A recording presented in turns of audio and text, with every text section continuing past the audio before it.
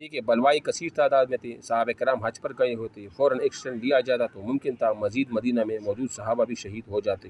مصلحت یہ کہ نظم و ضبط اور لا اینڈ آرڈر کو مستحکم وہ کیا جائے، یعنی پہلے اپنے حکومت کو مستحکم کیا جائے، جب حکومت مستحکم ہو صحابہ آ جائیں گے تو اس کے بعد پھر وہ چن چن کر ان سے بدلہ بھی وہ بھی لے سکے۔ ٹھیک ہے، دلائل تفصیلیہ اور اجمالیہ میں وہ فرق کیا ہے؟ تو جن دلائل سے عمل کا حکم معلوم ہو اور دلائل تفصیلیہ کہلاتے ہیں، جو کہ 4 ہیں: قرآن، سنت، اجماع اور قیاس۔ ان چاروں سے عمل کا حکم معلوم کرنے کا طریقہ استدلال دلیل اجمالی جو ہے نا وہ کہلاتا ہے۔ ٹھیک ہے، تو دلائل تفصیلیہ اور دلائل اجمالیہ کا یہی تعریف ہے۔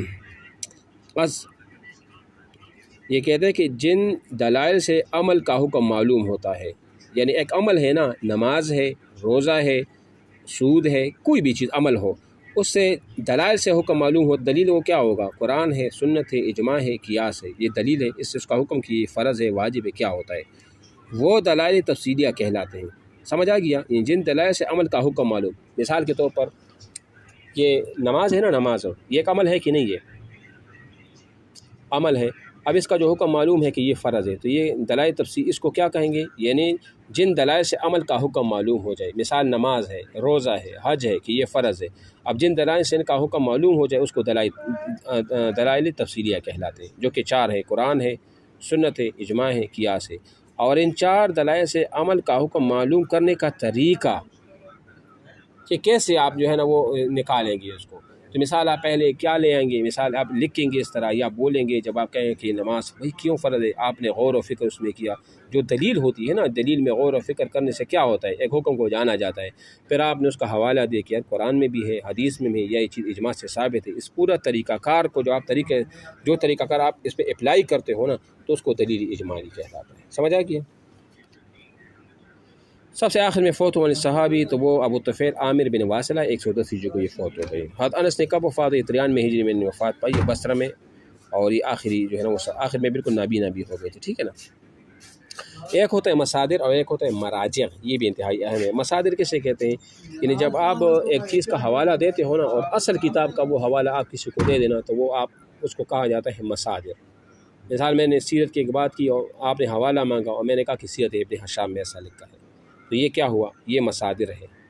اگر میں نے سیرت کی کوئی بات کی اور میں نے آپ کو حوالہ دیا الرحیق المختوم سے، حالانکہ الرحیق المختوم نے خود وہ حوالہ دیا ہے کہاں سے؟ سیرت ابن ہشام سے، تو اگر میں الرحیق المختوم سے حوالہ دیتا ہوں تو یہ مراجع ہے۔ کچھ سمجھ آ گیا؟ یہ کیا ہوگا؟ مراجع ہے۔ ٹھیک ہے، اچھا جی، مختلف شعروں کے محدثین کے نام وہ بتائے، تو یہ تو مختلف شعروں کے محدث،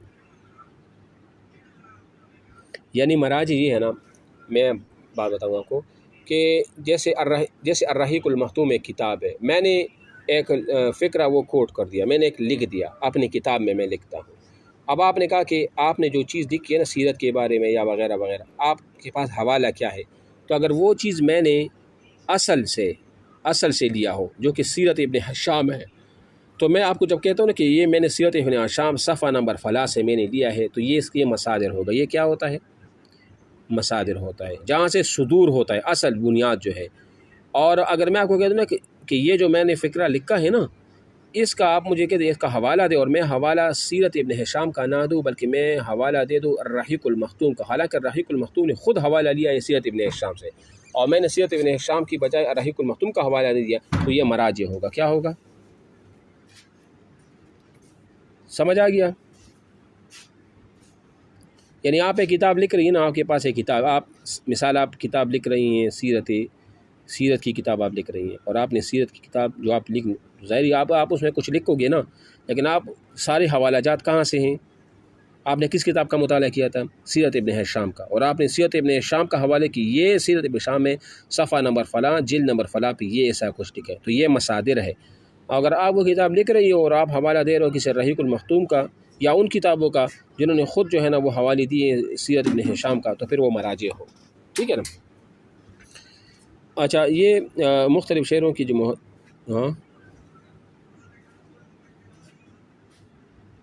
الرحیق المختوم، مختوم کا معنی جو ہے نا مہر لگا ہوا، مختوم کا یہ اسم مفعول کا وہ صیغہ ہے، اور الرحیم میں لکھا الرحیق المختوم مشک کو یا کہا جاتا ہے یا اسی طرح ہے، بہرحال یہ میں دیکھ بھی لوں گا، یا مشک ہے یا اس طرح کوئی معنی ہے اس کا، ٹھیک ہے نا۔ ہاں جی، سوال مختلف شہروں کے محدثین کے نام ہے نا، تو یہ تو بس محدثین کے مختلف شہروں کے نام جو ہے نا وہ ایسا ہے کہ مثال کے طور پر یہ امام دارالحجت جو ہے نا امام انس بن مالک ہے مدینہ منورہ میں، یہ ٹھیک ہے، اور اسی طرح باقی جو حماد بن سلمہ ہے تو یہ کوفہ میں تھے، اور سفیان سوری وغیرہ یہ بھی کوفہ میں تھے، اور دوسرے جو ہے نا مکہ معظمہ میں جس طرح ابن جریح یہ جو ہے نا وہ مکہ میں، یہ مختلف کے محدثین ہیں، ان شہروں سے کا جو ہے نا وہ تعلق بھی تھا، ٹھیک ہے، اور باقی اور بھی لکھے ہیں، لیکن یہ جو اہم ہے بھی نہیں اتنا، اس کی کوئی ضرورت بھی نہیں ہے۔ بیسے سے قبل عرب خود کو کیا وہ کہتے تھے، تو اکثر عرب خود کو حنفاء یعنی ملت ابراہیمی کے پیروکار جو ہے نا وہ کہتے تھے، الفوز الکبیر کے اندر یہ وہ لکھے حنفاء یعنی ہم کیا ہے ملت ابراہیمی پر عمل کرنے والے ہیں، ٹھیک ہے۔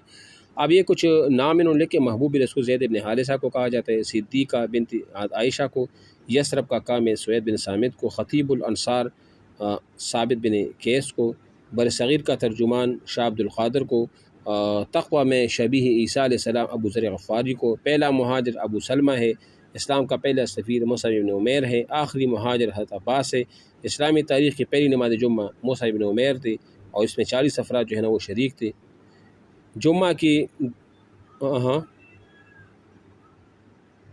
اچھا ٹھیک ہے، بس ٹھیک ہے، چلو ٹھیک ہے، باقی جو ترجمہ ہے نا وہ بعد میں بھی پڑھیں گے، ٹھیک ہے، صفحہ پھر یاد رکھیے۔